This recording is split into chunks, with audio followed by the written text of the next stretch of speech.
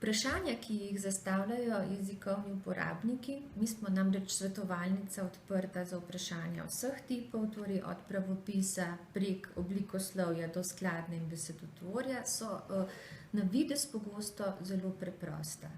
In šele, ko se jih lotimo, ugotovimo, da se ukvarjamo z nekim mejnim področjem, da je uporabnik pogosto že pregledal vse priročnike in da je odkril med njimi nesoglasja ali pa vrzeli, da je v jezikovni rabi precej več situacij, ki jih priročniki sploh še ne evidentirajo.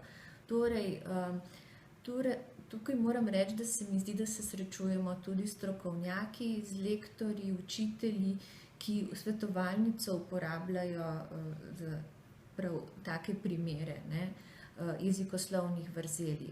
Na katera področja pa segamo?